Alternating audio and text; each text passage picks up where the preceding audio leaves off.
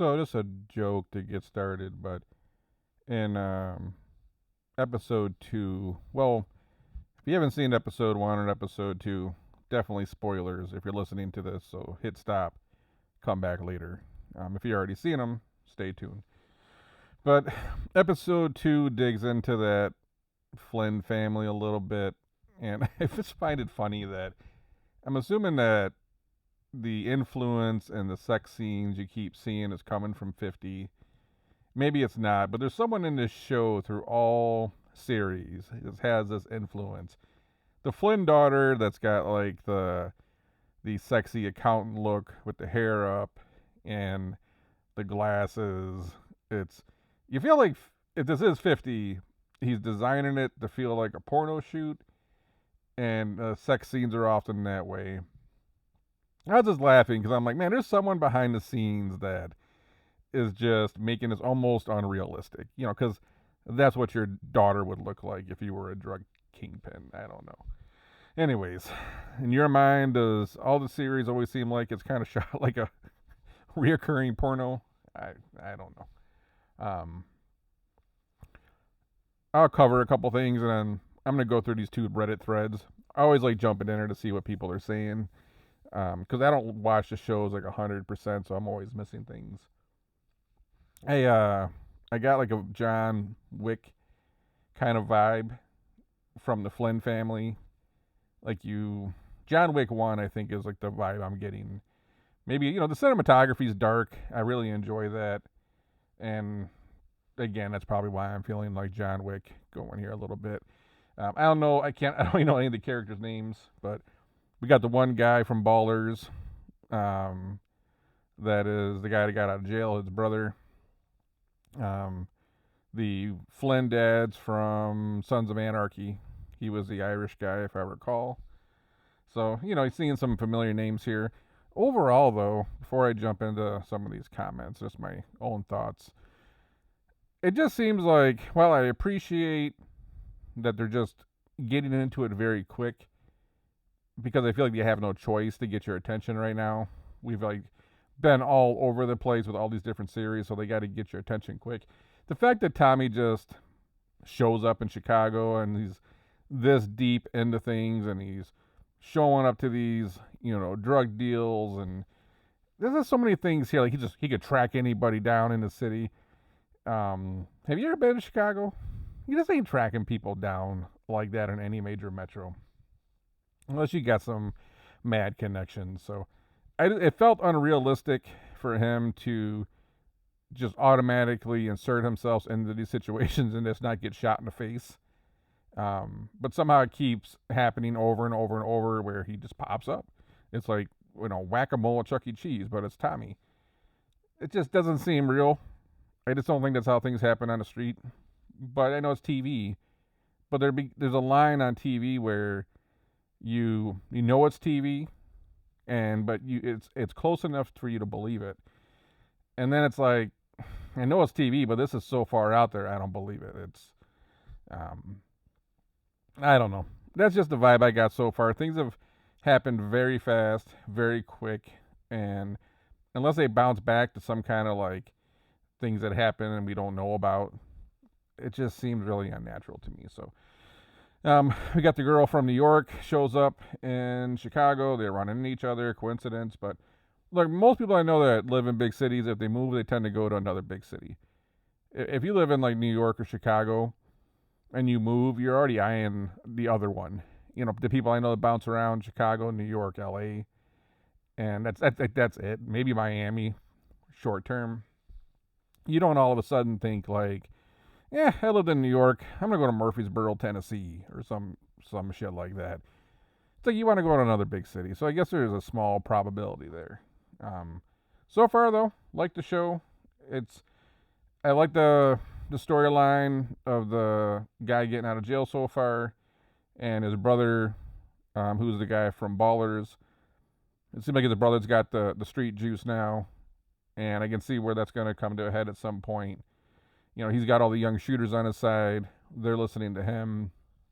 It's interesting, that dynamic. It's like, who knows the backstory here, but the younger brother, he's not the one that just got out. He's not the one that he didn't do the bid, he didn't do the time. And, if you ever knew anybody, if you had family or friends that did time, it changes them. You often come out a different person. You see things differently. He gets out of jail looking at the world from a different light. Probably still wants the money and the power, but wants to be a little smarter about it. His brother is kind of like, hey, I'm running the streets right now. Got these young guys. They're paying dividends. So I can see that kind of coming to a clash. Tommy's coming in, this, cold, calculated dude that just, seems like nothing bothers him no matter what. There's a good line in one of the new Benny the Butcher tracks where he says it takes a lot for me to feel threatened. And I feel like that's Tommy in this series right now, where I'm like, tied up to a chair and there's two people with pistols in my face and I'm going to act nonchalant. Yeah, it's kind of gangster on a whole other level. But I mean, there's been a whole bunch of what's else? The guys rolling up on them saying, "Hey, you got to go move our heroin for us because the police are so crazy in Chicago right now." It's like, why would you let your competitors go link up with all your customers moving bricks? That don't make like a whole lot of sense. And then to not kill them at the end when they got the laser beams on them, that story just didn't make sense. Go move your own damn bricks. You got runners for that. You got runners that are going to go move them bricks around. Why have these two guys do it? Let's look at episode 1. A couple comments here. Tommy's got a brother, come to find out. I don't know what that whole storyline is going to be with the bar getting shot up 3 times now. So, curious to see what happens there. Let's see what else we got. Oh, man. The Zeke personally felt attacked. Oh, no. What else we got here?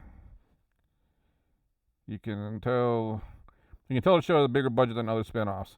Cinematography was crazy. Yeah, I mean, cinematography is on point right now, man. It's the stuff I'm enjoying. You wish they would have made New York that dark.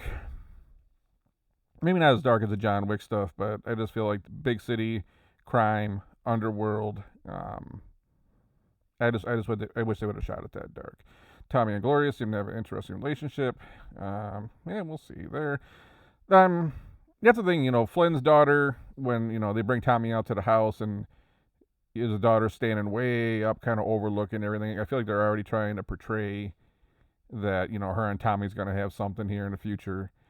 And, Flynn's son, as always, it looks like he's never going to be able to walk in his father's shoes. Like, the father builds a business and the son destroys it. Every Hollywood movie in history does that. Vic Flynn's going to be a problem for Tommy. Sure. Diamond, I don't know about that. Claudia seems an interesting character. Tommy and the brother. Walter Flynn, interesting character. Tommy free agent now. I still was like wishing Tommy just would have went out to California with the one guy he met. I think he had like a flannel on and khakis. It seemed like those two out in California just slinging would have been a really good series. But, I mean, Chicago's not bad so far. Tommy's going to stay in Chicago. Yeah, that's what we know so far. I don't know. Let's see. Shout out to 50 for another great series. Let's see what else. Slow start, but this first episode done. I gotta admit, the first episode I thought was kind of corny. There's too much happening for a guy that just shows up in town. I'm gonna park outside this bar, and then I'm gonna get yelled at by some guys. And like, what were they in a Phantom or a Bentley or something? He probably would have got shot in the face any other day. Tommy Brothers line. Bringing up Ghost, the opening of the first episode, you can tell Tommy's upset. And somewhere in episode 1 or 2, he talks about at one point he did have a brother, meaning Ghost. So reflecting back on that. Man, maybe Tommy will pop back up and cap Tariq's ass. I am liking Tariq in the other show, but I wouldn't be disappointed if he caught some hot ones either. But, man. All right, so a few comments here. Well, let's check out what they got for episode 2 for comments. Um, I've not gotten to episode 3 yet, but I will in a couple days here. Let's see. Dan, Tommy looking at Cash and Keisha. Yeah, they brought up, hey, there's a guy with a 69 Mustang. It just kind of seems obvious. He's got the New York plate still, 69 Mustang. If you're spend time in Chicago, how many 69 Mustangs, how many classic cars do you ever see zipping around the city? It's yeah, everyone's gonna know who you are pretty quick, including the cops. I got GTA vibes watching this episode, no doubt, man. That's what it feels like. It was a fast-paced, kind of like mission-based episode, so that was cool. Let's see. Tommy's kill count too low. Same, got the GT4 vibes. Yeah, Irish family. I mean, yeah, we'll see what the Flynns do with this whole Irish thing. We'll see. Diamond's gonna be Tommy's right-hand man. I mean, we'll see. Tommy playing chess with Diamond, yeah. Liliana, that's a chick with the scar, right? She's popping back up. At the end, Tommy stomps through the floor. Which, bugs me about movies. There's always too much yapping. Usually when you go to kill somebody, it seems you just roll up and pull the trigger. There's like 15 minutes of dialogue. It's like when they tried to kill Kanan, and there's all that dialogue, and then they ended up in a big fight in the original Power series. Like, that's not how it would have went down. They just would have pulled the trigger. Now, let's see. JP's son might get killed. Yeah, maybe. I don't know. I like this Tommy show more than I ever liked the OG Power. I don't know about that yet. I still like OG Power. Cinematography stuck out. Yeah. Everyone's saying cinematography. I've said it. Multiple people here saying it. It's just, people are doing that. Like, even Sicario. I love the Sicario 1 and 2. John Wick 1, 2, 3. It's got that just... it's not even high saturation, where it's like high contrast, low contrast. It's just dark. And I prefer shows like that. Let's see. Yeah, anyone else notice? Literally no one else shows who Tommy is except for Liliana. He didn't give out his name. Yeah, I mean, that's the thing. No one knows who this guy is, but he seems to know everything. I mean, how is that possible? That was Tommy showing off loyalty. I mean, that's how you get it. I mean, Tommy's out there spreading goodwill, brings the shit back to Flynn, brings the stuff back to the brothers, kind of showing he's down, since day one. Was it before I probably pronounced it wrong? Roaz. It looked like it was the guy in the wheelchair from episode 1 that, sent Tommy and the guy who just got out of jail off and go moving that weight. Why didn't they kill I don't understand. Go move my weight, but we're not going to kill you? I don't know. It just seems like they would have been finished off right there. Something doesn't feel right. I will see. Hopefully Vic doesn't turn into a hater. Finally see Tommy play to his strengths. Man, there's a lot of Tommy love going on in here. I felt like in the OG Power, people just didn't have as much love for Tommy. Opening scene was fire. Walter has an illness. I mean, the father's got some kind of illness, right? So, doesn't seem like it's going to look good. Wasn't expecting Julio's girl from OG Power to pop back up. She's back. So, does Tommy kill her in the end there, or do they team up? Diamond riding with Tommy. So, I guess the older brother's Diamond, now that I'm catching on here. I don't pay attention to names in these shows, because I hardly watch them. But I can see, I really like Diamond so far. I hope him and his brother don't fall out, and Diamond's the one that goes. I'm interested in seeing Diamond develop as a character and see more about that storyline. Vic is going to be a problem with Tommy to neutralize. We'll see. I'm guessing there's going to be more cartel type stuff worked back into the show. Tommy Flanagan's here to stay for a while. We'll see. Another comment about cinematography. You have to hear Claudia say that one more. Let's see. This episode was so much better than last week. Again, man, it's way better than the first one. The first one sucked. After Ricky ass cop, that cop scene was... Yeah, it was rough. You gotta be kidding me. His son is the one shooting up the bar. Stupid. Well, we're gonna see what that develops into. Glad Tommy got those fuckers. Yeah. So the key of Koki finds at the end of the floorboard has the mark. That's from the original Power series. That spider. If you notice, there's like a spider, a tarantula on top. So that's what I'm saying. Like the cartel is gonna be back in this mix. So we'll see. Yeah, a lot of people talking about Liliana. Yeah, I don't know. That's about all I got for this one. I like all these series, and I'm gonna give them some time. Man, I really want. I hate Tariq. I hated Tariq, and then I started to really enjoy the series as we got into like season 2. And I feel like this series has just started off. The thing is, if you didn't know anything else from the prior season, then this is a brand new show. You might believe it a little bit more because Tommy would be a little more mysterious. But we know like Tommy's kind of backstory to just pop up in the city and be getting into these types of situations. You feel like, I don't know. You just feel like Flynn would have capped him.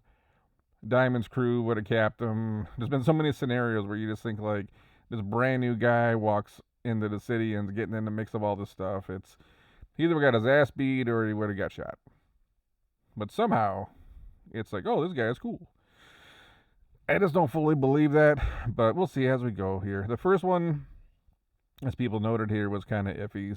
Episode 2 a little more interesting, minus that whole, hey, go move all our weight because there's a lot of cops out today. I don't know, man. You're telling me Diamond put your boss in a wheelchair and you're not going to execute him on sight? Something doesn't feel right about that. Oh, and then you got Tommy at the end there, burning those two up in a car. Here's Tommy the mercenary now. So we'll see. Like he's got that persona. It feels like they're just going to kick it up a notch here, and is he going to be as hardcore as like Kanan was, for example?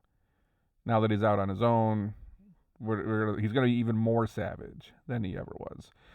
Anyways, what were your thoughts on episode 1 and 2? Drop a comment below, and we'll see what happens. Until then, I'll catch you on the next one.